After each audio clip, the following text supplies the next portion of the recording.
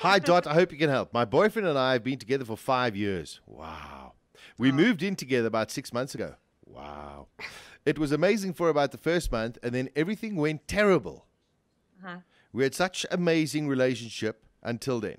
We saw each other so much that it made sense to just move in together. But I think it's what's killing our relationship. We bicker a lot, and our sex life has gone to hell. Does this mean we can't be together?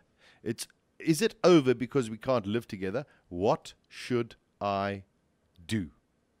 Yeah. Whoa.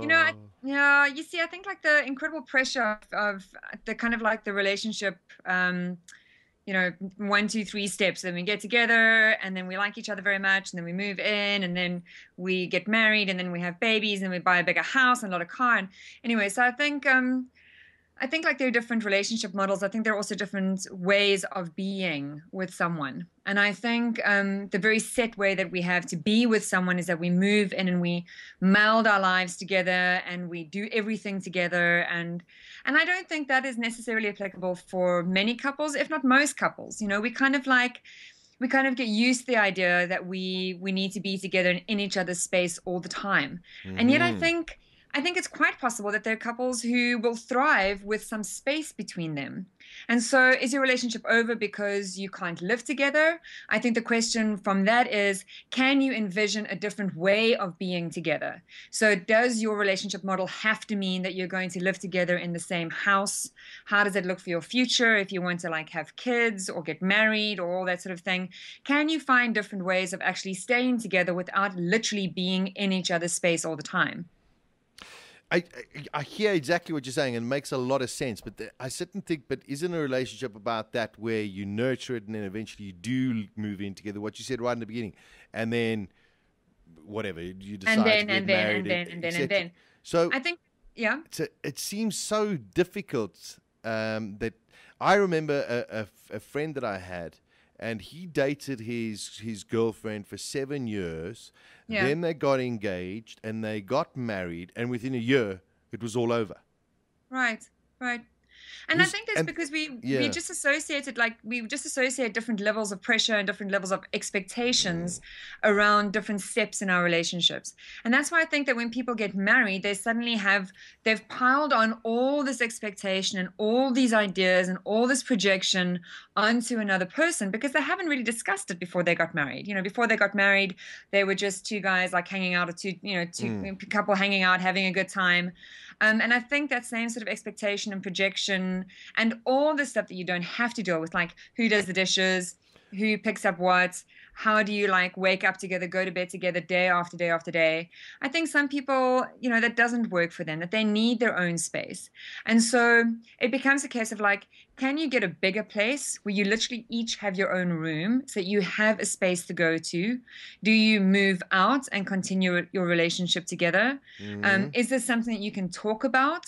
Is there a way that you can create space in your relationship that doesn't mean that it's over? Because I don't think it's over. I don't think a relationship has to be over because you can't follow a particular relationship model. No, I think it's over. I think it's over. You think it's over? Yeah, I think theirs is over.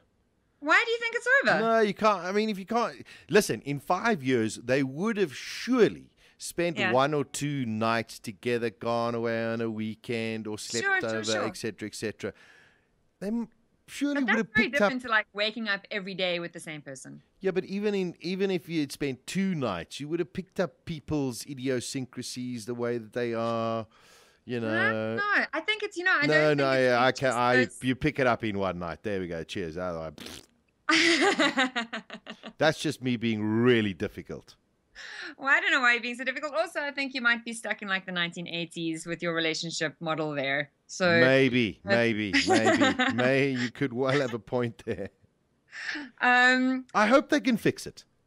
Hey? I hope they can fix it.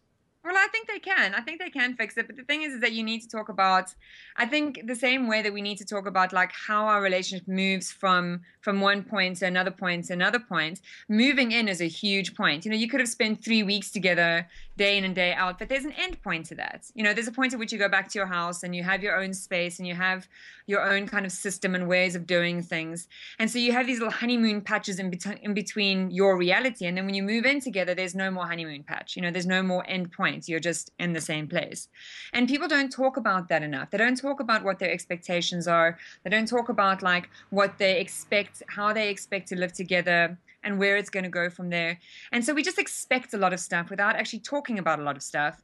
And so if you find yourself in this position, you know, talk about those expectations, talk about those projections, talk about how you want to live together. What happens with your money? How do you divide duties?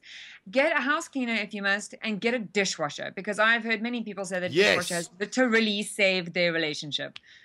You must get a dishwasher. They are essential.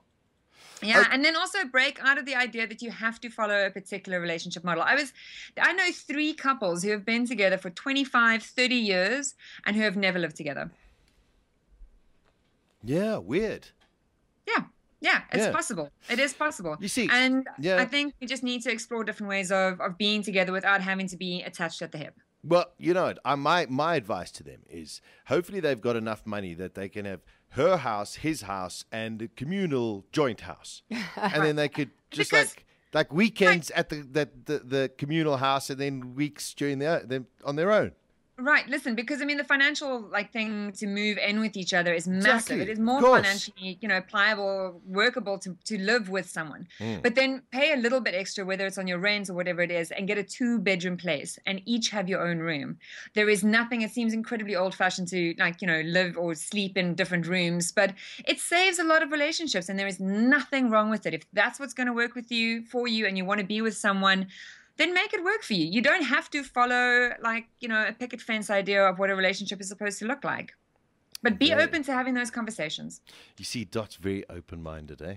She is. Yeah, to me it's all over. These are just practical solutions to practical problems. It is not complicated. Yeah, sure. And get a dishwasher. Dottie, you have a beautiful day, as always, in the Ferris Cape. It's a beautiful day there. I was there yesterday. It was a beautiful day. Yes, yesterday was a gorgeous day. It was like summer. Summer's back. Yeah, fantastic. Have fun, sweetie pea. Come on, honey. Bye. Take care. Bye.